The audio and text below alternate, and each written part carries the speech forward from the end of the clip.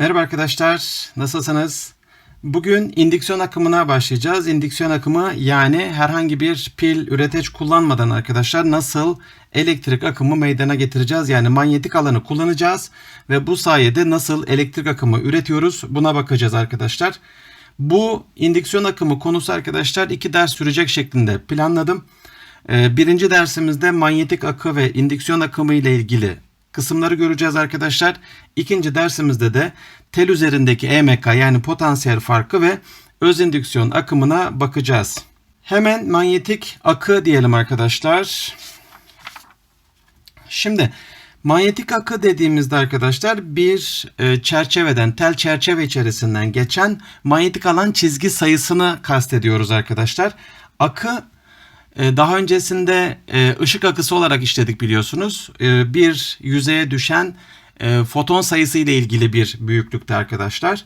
Bu elektrik alan akısı ile ilgili olarak da elektriksel alan çizgileri bir yüzeyden geçerken ne kadar çok geçiyorsa arkadaşlar bu da elektriksel alanla ilgili bir akı olacak. Burada bizim işlediğimiz manyetik akı yani bir çerçeveden geçen manyetik alan çizgi sayısı. Şimdi manyetik alan çizgi sayısı ne kadar çoksa arkadaşlar bu çerçevenin akısı, çerçeveden geçen manyetik akı da o kadar fazla olacak. Dolayısıyla burada gördüğünüz gibi bir tel çerçeve koymuş isek eğer bu tel çerçevenin yüzey alanı önemli olacak. Çünkü yüzey alanı daha fazlaysa daha fazla miktarda manyetik alan bu çerçevenin içerisinden geçecek. Dolayısıyla yüzey alanı önemli. Metrekare şeklinde arkadaşlar yüzey alanı önemli. Aynı zamanda manyetik alan çizgilerinin sıklığı da önemli. Yani manyetik alan şiddeti ne kadar fazlaysa çizgiler o kadar birbirlerine yakın oluyordu biliyorsunuz. Şu şekilde sık oluyordu. Dolayısıyla manyetik alanın şiddeti de önemli. Fi ile gösteriliyor arkadaşlar manyetik alan akısı. Daha doğrusu bütün akılar fi ile gösteriliyor. Tabi hesaplaması biraz farklı oluyor formülleri. Burada arkadaşlar manyetik alan miktarı B çarpı yüzey alanı şeklinde yapılacak arkadaşlar. Dolayısıyla manyetik alan akısı, manyetik akı arkadaşlar manyetik alanın şiddetine ve yüzey alanına bağlıdır. Manyetik alan arkadaşlar Weber bölü metrekare şeklinde ya da Tesla şeklinde yazabiliyorduk. Burada arkadaşlar Weber bölü metrekare yazdım. Yüzey alanı metrekare çarptığımızda arkadaşlar dikkat ederseniz metrekareler gidecek. Manyetik akı Weber birimi olarak karşımıza gelecek arkadaşlar. Şimdi benim burada çerçeveyi nasıl koyduğum da önemli. Eğer çerçeveyi dik koyduysam arkadaşlar daha fazla manyetik alan çizgi sayısı bu çerçevenin içinden geçecek. Yamulttuğumda da arkadaşlar manyetik alan çizgi sayısı azalacak. Ve en sonunda da tamamen yatay yaptığımda hiç akı, hiç çizgi geçmeyecek. Dolayısıyla arkadaşlar 90 olduğunda maksimum olan sonrasında da işte çerçeveyle manyetik alanlar arasında açı 0 olduğunda da minimum yani 0 olan biliyorsunuz trigonometrik fonksiyonlar içerisinde sinüs. Sinüs 90 iken maksimum oluyor. Sinüs 0 iken 0 oluyor. Dolayısıyla arkadaşlar burada şöyle bir şey geliyor karşımıza. Manyetik alan akısı için arkadaşlar. B çarpı A çarpı sinüs alfa şeklinde yazacağız. Yani arkadaşlar çerçevenin manyetik alanlarla yaptığı açıyı da buraya sinüs olarak yazacağız arkadaşlar. 90 olduğunda buraya 1 yazıyoruz. 0 olduğunda da sinüs 0'dan 0 geliyor. Hiç akı geçmemiş oluyor arkadaşlar. Buradaki çerçevenin içinden. Şimdi şu soruya bakalım arkadaşlar. Diyor ki manyetik alan şiddetinin 8 Tesla olduğu düzlemde alanı 2 metrekare olan çerçeve birinci konumdan ikinci konuma getirildiğinde çerçeveden geçen akı kaç Weber değişir diyor arkadaşlar. Yani önce dik verilmiş sonra da arkadaşlar 37 derece verilmiş. Dolayısıyla son değerden ilk değeri çıkaracağız. Biliyorsunuz değişim delta ile ifade ediliyordu. Delta fi diyeceğiz arkadaşlar. Fi son eksi fi ilk yapacağız arkadaşlar. Dolayısıyla önce ilk durumu bulalım. Fi ilk dediğimde ne diyeceğim arkadaşlar? Burada dikkat ederseniz 2 metrekarelik bir alandan bahsediyoruz. Yani A değeri 2 metrekare imiş. Dolayısıyla dik olduğu için de sinüs 90'dan 1 gelecek. Dolayısıyla B çarpı A şeklinde yapacağım. Buradan manyetik alan değerimiz 8 Tesla olarak verilmişti. 8 çarpı yüzey alanı 2 olduğuna göre arkadaşlar buradan 16 Weber olacak ilk durumdaki akı değerimiz. İkinci duruma baktığımızda arkadaşlar şöyle son durum diye yazalım. Ne yapacağız? B yazacağız, A yazacağız ve sinüs 37 yazacağız. Burada şurada dik olarak yüzeyden ne kadar geçiyor? Çünkü ben yamulttuğumda yüzey alanın içinden geçen alan, daha doğrusu temsil ettiği alan azalacak. Yani şu bölümü bu bölümden geçebilecek arkadaşlar. Dolayısıyla sinüs 37 şeklinde yazmıştık. Ne dedik? Manyetik alanımız 8, yüzey alanımız 2 idi. Sinüs 37'yi vermemişiz arkadaşlar. Sinüs 37 0,6 oluyordu. Kosinüs 37 de 0,8 oluyordu. Buradan 0,6'yı yazdığımızda ne yazacağız? 16 çarpı 3 bölü 5 mi yazıyoruz arkadaşlar? Buradan da 48 bölü 5 ya da 96 bölü 10. 9,6 mı? 9,6 Weber olacak. Sondan ilki çıkartıyorduk arkadaşlar. Onu da şuraya yazalım. Delta fi değerini buluyorduk. Yani 9,6 eksi 16 dediğimizde arkadaşlar buradan kaç çıkacaktır? Eksi 6,4 Weber çıkacak. Buradaki eksilik son durumdakinin daha az olduğunu gösteriyor. Yani akının azaldığını gösteriyor arkadaşlar. Şimdi arkadaşlar indüksiyon akımı diyelim. Yani jeneratörde elektrik akımı nasıl elde ediliyor? Dinamoda elektrik akımı nasıl elde ediliyor arkadaşlar? Onu bilelim. Onu görmeye çalışalım. Şöyle dinamo diye yazayım. Şimdi biliyorsunuz dinamoda bisiklete bağladığımız dinamomuz bisiklet tekeriyle beraber dönüyor ve elektrik üretmiş oluyor arkadaşlar. Onun içerisinde ne var? Bir mıknatıs var ve mıknatısın kutupları arasında dönen çerçeve var arkadaşlar. Aynı şekilde burada da yani jeneratörde de arkadaşlar benzer bir durum var. Mıknatıs var ve mıknatısın kutupları arasında dönen bu çerçeveye bakacağız arkadaşlar. Ve bu çerçeve ne kadar hızlı dönerse ya da bisikletle biz ne kadar hızlı gidersek lamba o kadar güçlü yanacak. Dolayısıyla burada indüksiyon akımının temelini öğrenmiş oluyoruz. Yani çerçeve dönecek ve ne kadar hızlı dönerse o kadar büyük bir akım meydana gelecek. Arkadaşlar şimdi burada öncelikle çerçevemiz dik konumdayken maksimum şiddette akı meydana geliyor. Şöyle diyelim. Akı maksimum diyelim. Ve burada bir miktar akı azalıyor, şöyle bir alfa değeri. Sonra tekrardan yatay olduğu için arkadaşlar 0 oluyor. O zaman burada akı eşittir 0 diyeceğiz. Sonra tekrar düz konuma geliyor. Yani akı tekrar artıyor. Ve sürekli bir akı değişimi söz konusu. Ve bunu sürekli akı değişiminin, bu şekilde akı değişiminin devamlı olmasının akım ürettiği görülmüş arkadaşlar. Ve bir şey daha görülmüş. Ne kadar seri şekilde arkadaşlar bu akı değişirse meydana gelen akımın da o kadar yüksek olduğunu görmüşler. Dolayısıyla siz çerçeveyi döndüreceksiniz ama çok seri döndürürseniz, kısa sürede değişimi yüksek yaparsanız daha büyük miktarda akım üretildiği görülmüş. Dolayısıyla arkadaşlar indüksiyon akımında Faraday ve Henry'nin bulduğu bu deneysel olarak gözlemlediği olay nedir? Birim zamanda daha yüksek miktarda arkadaşlar akı değişimi daha büyük akım meydana getirecek.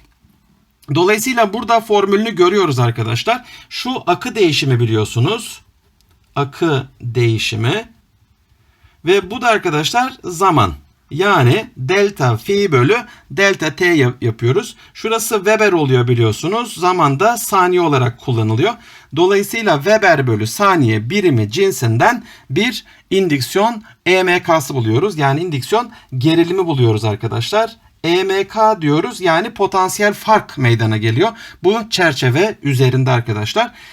Ne kadar hızlı bir şekilde bunu yapabiliyorsak o kadar yüksek gerilim elde edeceğiz. Peki buradaki eksiliğin anlamı ne? Buradaki eksilik arkadaşlar Lenz kanunu şeklinde ifade ediliyor ve Lenz kanununa göre arkadaşlar bir indüksiyon EMK'sı kendini meydana getiren etkiye karşı koyacak şekilde meydana geliyor. Yani bu sistemde eğer akı artıyorsa arkadaşlar azaltacak yönde, yani zıt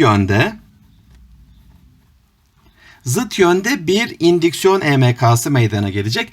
Bir çerçeve içerisinde akı azalıyorsa arkadaşlar bunu arttıracak yönde, yani aynı yönde bir indüksiyon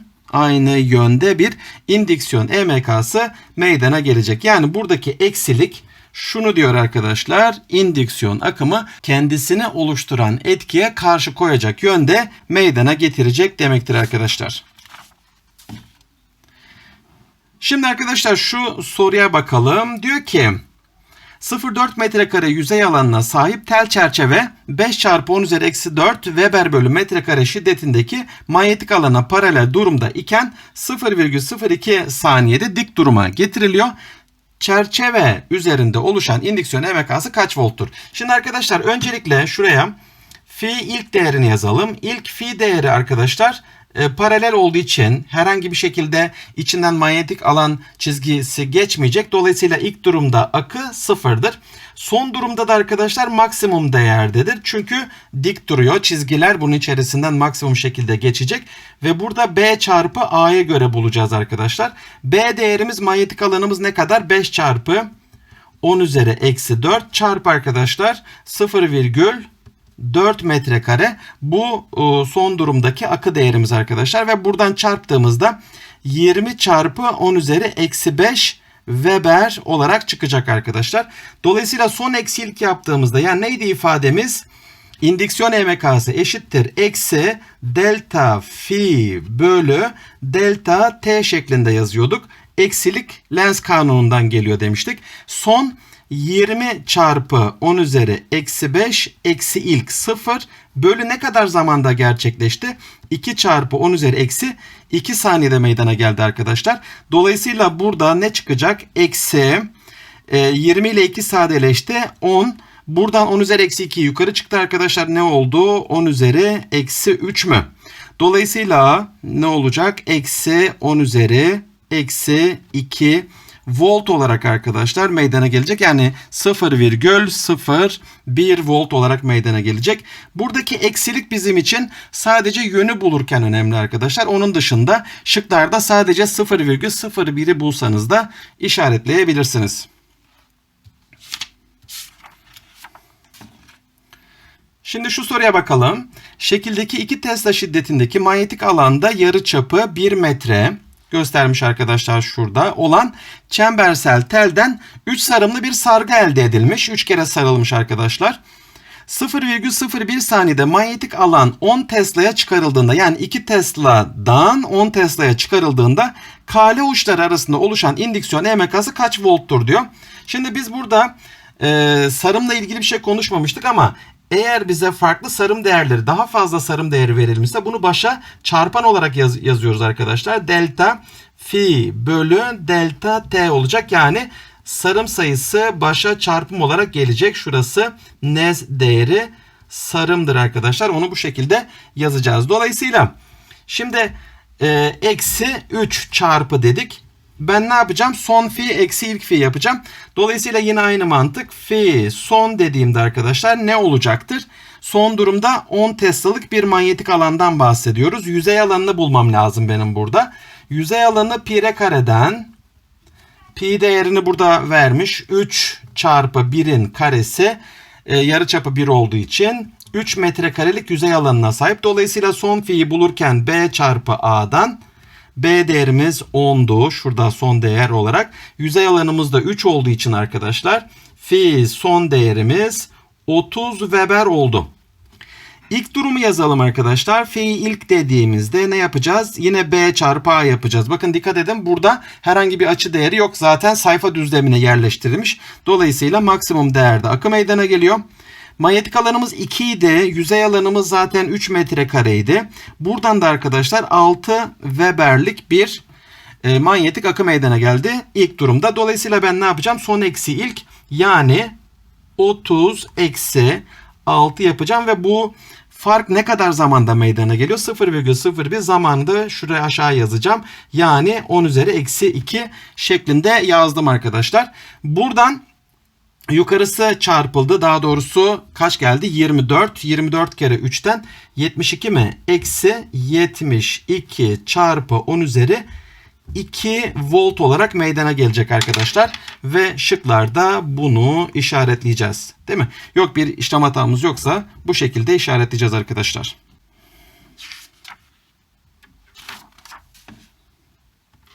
Şimdi arkadaşlar hani yönünü bulalım dedik ya, işte bu yön bulma kısmına gelmiş olduk. Yani bir sistemde indüksiyon akımı hangi yöndedir? İndüksiyon EMK'sını bulalım. İndüksiyon akımının yönünü bulalım. Yani Lenz kanununa göre nasıl bulacağız arkadaşlar?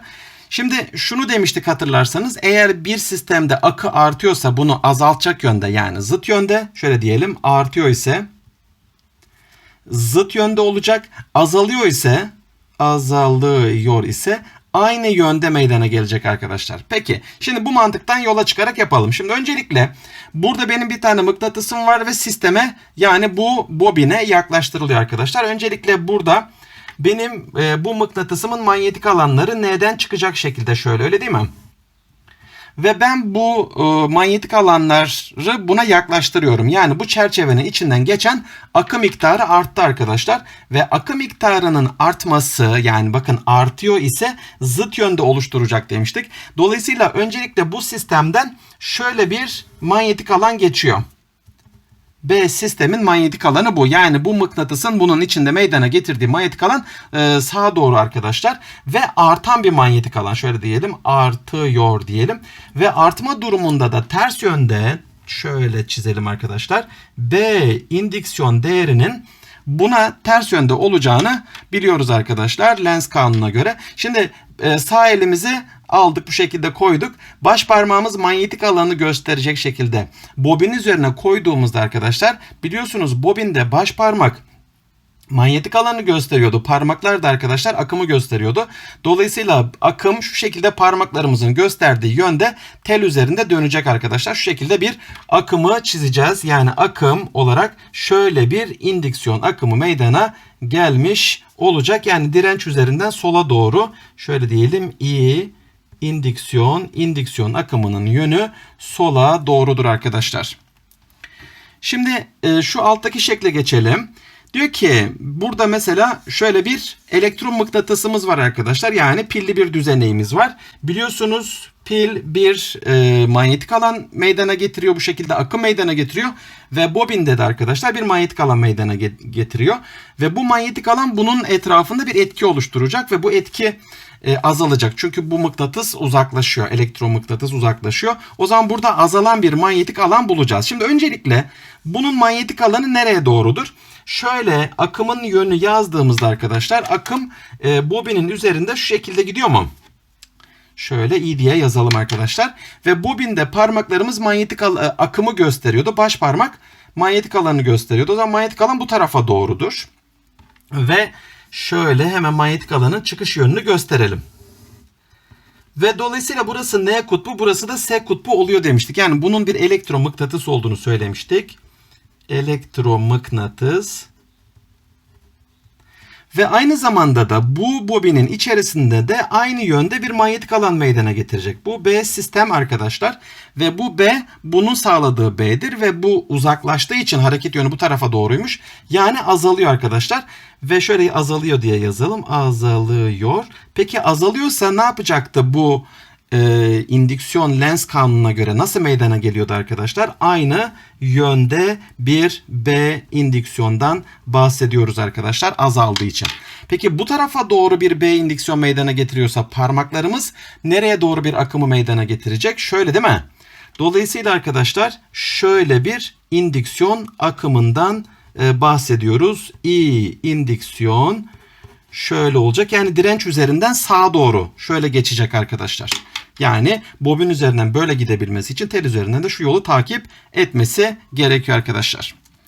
Şimdi şuna bakalım. Şöyle bir soru hatırladığım kadarıyla arkadaşlar bir LYS sorusu olarak gelmişti. Ne diyordu? Bu halka sağa doğru hareket ettirildiğinde hangi yönde indüksiyon akımı meydana gelir diyordu arkadaşlar. Öncelikle bu tel bunun civarında bir manyetik alan meydana getiriyor. Nereye doğru manyetik alan yapar? Baş parmağımız akım yönünü gösterecek şekilde tuttuğumuzda diğer parmaklarımız sağ tarafta, bakın giriyor buradan. Diğer taraftan da çıkıyordu. Yani teli tutuyorduk. Buradan girdiği için arkadaşlar burada çarpı şeklinde bir B değeri oluşuyor. Ve bu çerçeve uzaklaştığı için de bunun içinden geçen akı değeri, yani manyetik alan değeri azalacak, akı değeri de azalacak. Dolayısıyla B için ne yazıyoruz? Azalıyor. Peki B değeri ya da akı değeri azalıyorsa ne yapıyordu arkadaşlar azalıyorsa? Aynı yönde bir indüksiyon akımı meydana getirecek. Yani burada yine çarpı şeklinde bir B indüksiyondan bahsediyoruz. Yani B ile aynı yönde B indüksiyon meydana getirecek. Peki bu bir halka olduğuna göre halkada baş parmak manyetik alanın yönünü gösteriyordu. Diğer parmaklar ise akımın dönüş yönünü gösteriyordu arkadaşlar. Halkaya özgü ve yine bobine özgü durumda ne yapıyorduk? Akım parmaklarımız oluyordu. Baş parmak manyetik alanı gösteriyordu arkadaşlar. İkinci Sayel kuralı demiştik. Dolayısıyla saat yönünde dönecek. Hemen şöyle yazalım. I indüksiyon saat yönünde dönecek arkadaşlar. Şöyle gösterelim. Ve bu sayfadaki sonuncu şekle geldik arkadaşlar. Şimdi burada diyor ki bunu alıp böyle döndürmüşüm. Yani bunun içinden geçen manyetik alan çizgi sayısı azalacak arkadaşlar. Çünkü burada N'den daha doğrusu şu şekilde bir manyetik alan geliyor. N'den çıkıyor S'ye giriyor. İçte de arkadaşlar S'den N'ye doğru geçiyor demiştik. Ve böyle paralel durunca içinden baya bir manyetik alan geçer. Ama ben bunu çevirirsem artık bu bobinin içerisinden fazla manyetik alan ya da akı geçemeyecek. Dolayısıyla azalacak arkadaşlar. Şimdi başlangıçta şu yönde bir B manyetik alan değeri vardı. B sistem diyelim arkadaşlar ve bu B sistem azalıyor. Azalıyorsa arkadaşlar aynı yönde bir B indüksiyon meydana getirecek. Dolayısıyla bu tarafa doğru bir B indüksiyon ve parmaklarımız şu şekilde akımı meydana getirecek. Dolayısıyla akım yönü şöyle parmaklarımın gösterdiği yönde şöyle olacak arkadaşlar ve buradan bu şekilde devam ettiğinde dirençten sağ tarafa doğru bir I indüksiyon meydana gelmiş olacak.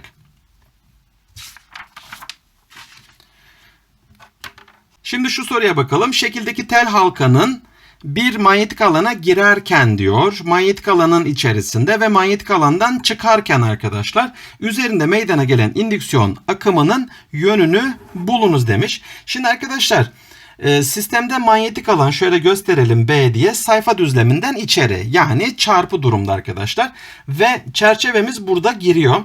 Ve daha fazla yüzey alanıyla bu sisteme girdiği için çerçevenin içinden meydana gelen manyetik akı artıyor. Şöyle diyelim, akı artıyor. Şimdi akı artıyorsa da biliyorsunuz zıt yönde bir indüksiyon meydana geliyordu. Yani buradaki manyetik alan sistem olarak içeri fakat indüksiyon ters olacak arkadaşlar. O zaman B indüksiyon bu şekilde sayfa düzleminden dışarı. Ve akım olarak da saat yönünün tersinde bir akım meydana gelecek. Şöyle yazıyoruz. I indüksiyon bu şekilde meydana gelir. Şimdi ikincisine baktığımızda arkadaşlar yani manyetik alan ortamının içerisinde ve sağa sola hareketiyle arkadaşlar. İçinden geçen manyetik alan çizgi sayısı değişmeyecek. Yani biraz bu tarafa da gelse aynı çizgiler daha doğrusu buradaki çizgiler bu sefer halkanın içine girmeye başlayacak. Dolayısıyla akı değişmeyecek. O zaman burada akı sabit. Peki akı sabit ise akıda herhangi bir değişim meydana gelmiyorsa delta fi eşittir sıfırsa indüksiyon EMK'sı ya da indüksiyon akımı meydana gelir mi? Tabii ki meydana gelmez. Yani değişim olması gerekiyor. Yani sen bisiklet sürerken dinamo elektrik üretiyor. Fakat bisikleti durdurduğun zaman elektrik üretmeyecek ve lamba sönecek arkadaşlar. Bu da bunu temsil ediyor. Burada da akı değişmiyor ve değişmediği için de indüksiyon EMK'sı oluşmayacak. Şimdi dışarı doğru çıkarken de arkadaşlar bakın dikkat ederseniz şuradaki bölümde manyetik alan var ve çerçeve dışarı çıktığında bu alan azalıyor. Dolayısıyla alan azaldığı için de akı azalıyor. Çünkü akı B çarpı A'ydı. Ve A'nın azalması tabii ki akının azalması anlamına geliyor. Ve akı azalıyorsa arkadaşlar dış manyetik alanla aynı yönde bir etki yapacak. Yani burada çarpı şeklinde bir B indüksiyondan bahsediyoruz. Dolayısıyla içeri doğru onu güçlendirecek şekilde aynı yönde manyetik indüksiyon baş parmağımız içerisini gösterecek demektir. Ve saat yönünde bir akım meydana gelecek. Şöyle şu şekilde I indüksiyon bu şekilde meydana gelecek arkadaşlar.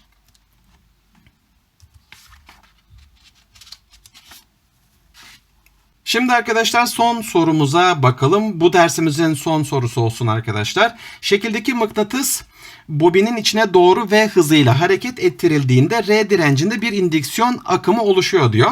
Arkadaşlar bunu bulmuştuk hatırlarsanız. Şöyle bir manyetik alan yönü vardı mıknatıstan N'den çıkacak şekilde. Buradan da arkadaşlar aynı şekilde bir manyetik alana neden olacak. Yani bu bobinin içerisinden sağa doğru bir B sistem, şöyle sistem diye yazalım, bir manyetik alan meydana getiriyor ve yaklaştığı için de arkadaşlar bu artan bir manyetik alandır demiştik. Ve artan durumda azaltacak yönde, yani ters yönde arkadaşlar bir B indüksiyon oluşturuyor demiştik. Ve baş parmağımız indüksiyon yönünde olacak şekilde bobini tutmaya çalıştığımızda parmaklarımız akım yönünü gösteriyordu. O zaman bu şekilde bir akımdan bahsediyorduk. Yani akım şöyle gidecekti ve döndüğünde şöyle bir şekilde direncin üzerinden dönmüş gelecek. I indüksiyon böyle meydana geliyor. Peki ne diyor bize? R direncinde bir indüksiyon akımı oluşuyor diyor. Oluşan indüksiyon akımının şiddeti aşağıdakilerden hangisine bağlı değildir? Mıknatısın kutup şiddeti. Arkadaşlar mıknatısın kutup şiddetine bağlıdır. Şöyle yazalım, bağlı. Neden bağlı? Burada kutup şiddeti yüksekse daha güçlü manyetik alan meydana gelecek ve akı biliyorsunuz manyetik alan çarpı yüzey alanı olduğu için manyetik alanın artması, akının artması indüksiyon EMK'sının artması anlamına geliyor. Çünkü delta phi bölü delta t yapacağız. Tabi burada n'yi de yazalım arkadaşlar. N çarpı delta phi yazalım. Çünkü burada bobinin bir sarım sayısı var değil mi? Şimdi arkadaşlar dolayısıyla fi daha yüksekse E de daha yüksek olacak. E yüksekse de akım yüksek olacak. Çünkü V eşittir I çarpı R biliyorsunuz ohm yasası. 10. sınıfta görmüştük arkadaşlar. Ohm yasasında volt yüksekse, yani EMK yüksekse akım da yüksek olacak arkadaşlar. Dolayısıyla mıknatısın kutup şiddeti önemli. Bobinin sarım sayısını burada gösterdik arkadaşlar. Daha yüksek EMK, yani gerilim oluşmasına neden oluyor. O zaman sarım sayısı önemli. Mıknatısın hızı zamanı etkiliyor arkadaşlar. Yani daha hızlı bir şekilde akının değişmesi ve daha yüksek bir EMK oluşumuna neden oluyor. Dolayısıyla mıknatısın hızı önemli arkadaşlar. Mıknatısın kutup işareti, yani burası N ya da S olması akımın şiddetini etkiler mi? Akımın şiddetini etkilemez arkadaşlar. Sadece yönünü etkiler. Yani ben burasını N değil de S yapsaydım bu sefer akım sola doğru değil sağa doğru çıkacak. Yani şiddetinde değil yönünde etkili. Dolayısıyla Denizli olacak bizim aradığımız cevabımız. R direncinin değeri, R direnci yüksekse akımı etkiliyor biliyorsunuz. Dolayısıyla arkadaşlar R de önemlidir diyeceğiz. Bu dersimizin sonuna geldik arkadaşlar. Diğer dersimizde tel üzerindeki EMK'yı ve öz indüksiyonu işleyeceğiz. Sonraki derste görüşmek üzere. Hoşça kalın.